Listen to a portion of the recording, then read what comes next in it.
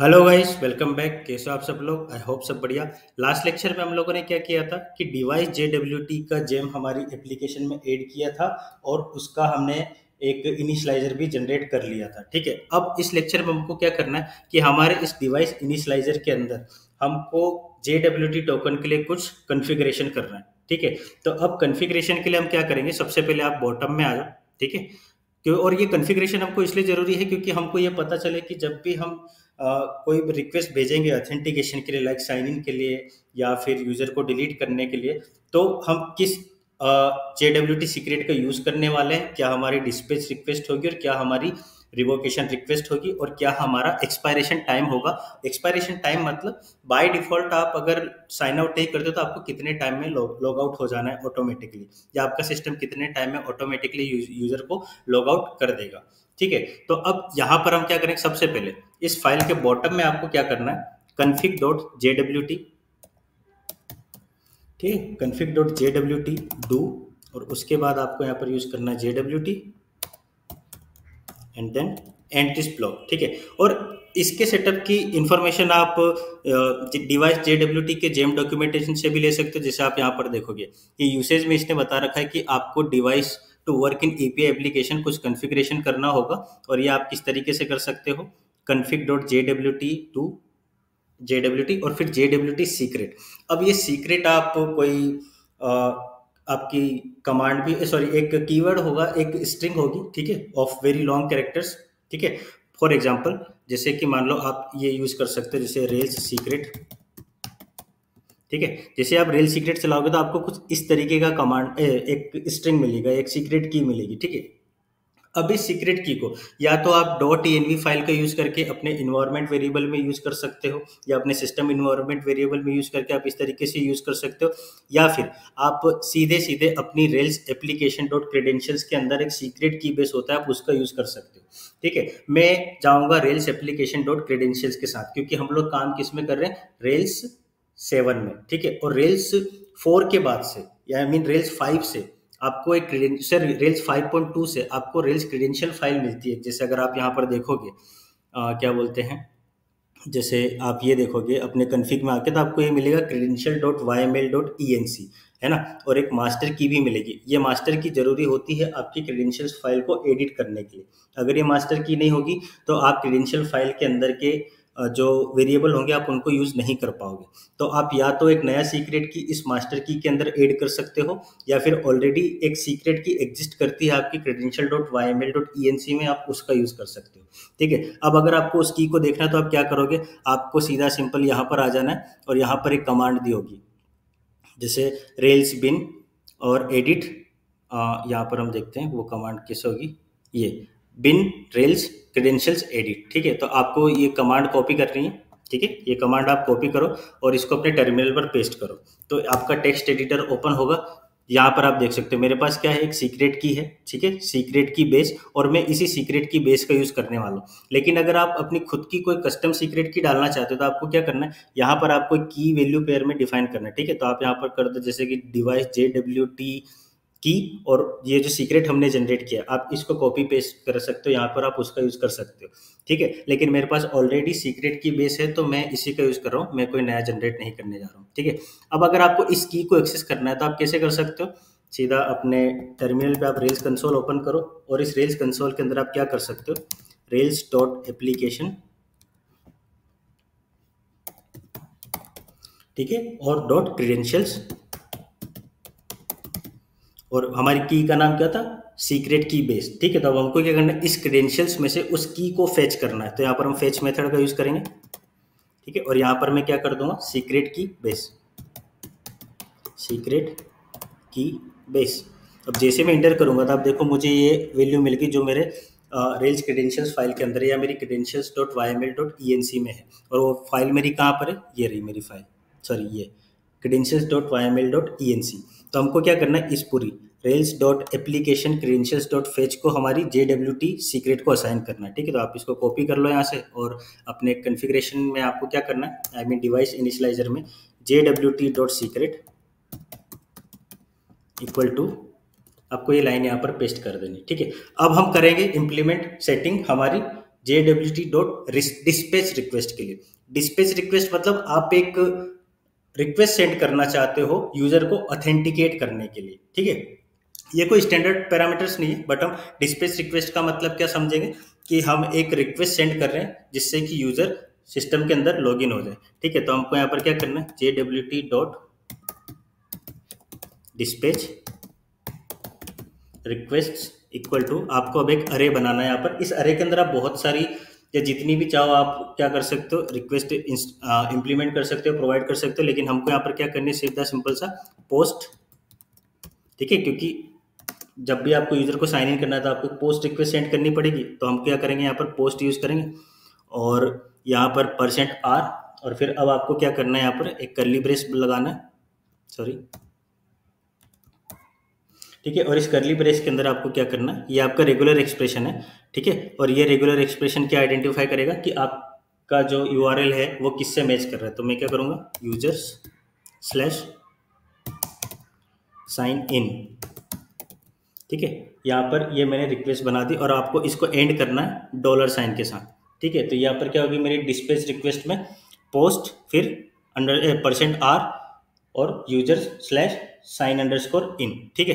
अब मुझे क्या करना है, सिंपल अपनी रिवोकेशन रिक्वेस्ट का एक अरे बनाना है, ठीक है। तो यहाँ पर हम इसको कॉपी कर लेते हैं, ठीक है। और आप अब इसको यहाँ पेस्ट करो और यहाँ पर डिस्पैच को आप किससे रिप्लेस कर दो, आपके रिवोकेशन से, ठीक है। यहाँ पर आ जाएगा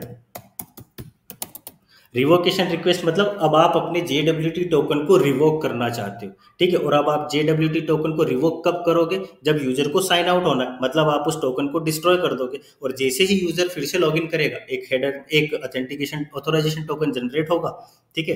तो डिस्पैच रिक्वेस्ट के टाइम पर आप टोकन जनरेट करोगे और डिलीट रिक्वेस्ट के टाइम पे आप उस टोकन को रिवोक करोगे, ठीक है। तो अब यहाँ पर मुझे क्या करना है, यहाँ पर मैं कर दूंगा डिलीट, या क्योंकि जब मैं साइन आउट होऊंगा तो मेरी रिक्वेस्ट का टाइप क्या होगा, डिलीट। और यहाँ पर मुझे क्या करना है, साइन_, इनको रिप्लेस करना है साइन_आउट से, ठीक है। तो ये मेरी रिवोकेशन रिक्वेस्ट हो गई, ठीक है। अब ऐसे मुझे क्या करना है, JWT.expiration टाइम।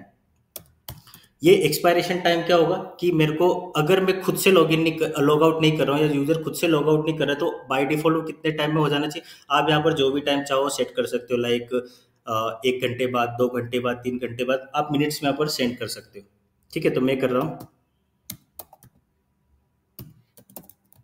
एक्सपायरेशन टाइम, ठीक है। और मैं इसको कर रहा हूँ 120.minutes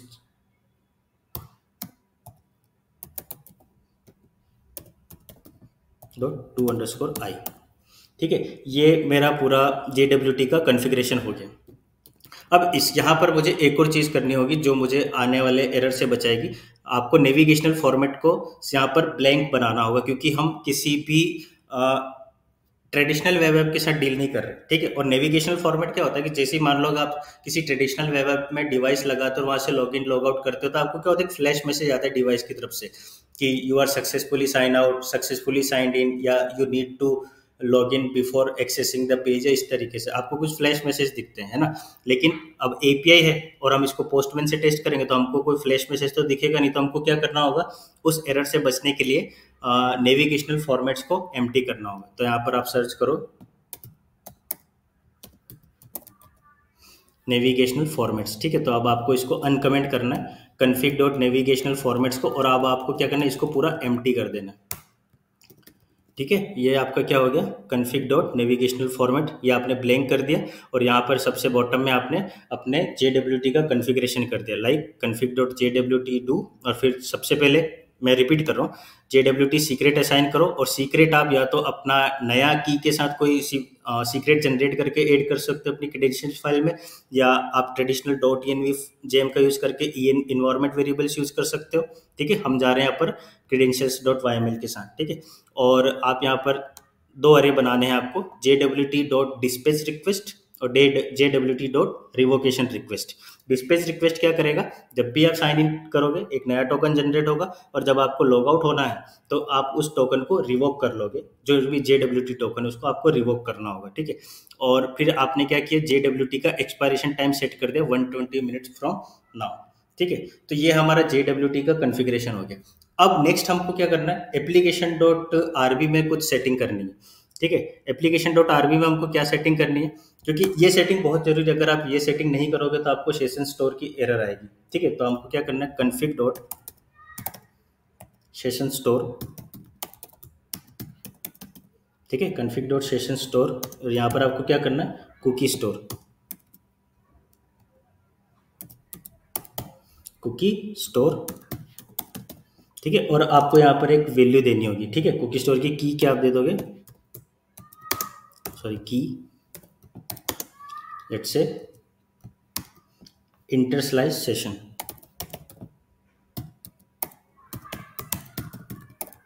ठीक है, ये हो गया आपका इंटरस्लाइस सेशन। उसके बाद config dot middle where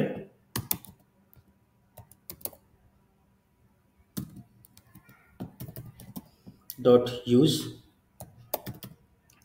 and then action dispatch cookies,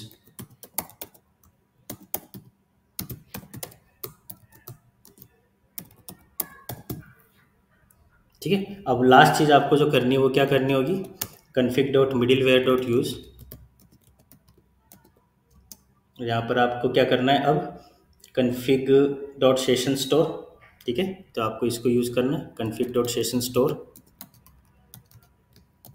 and then config dot session options,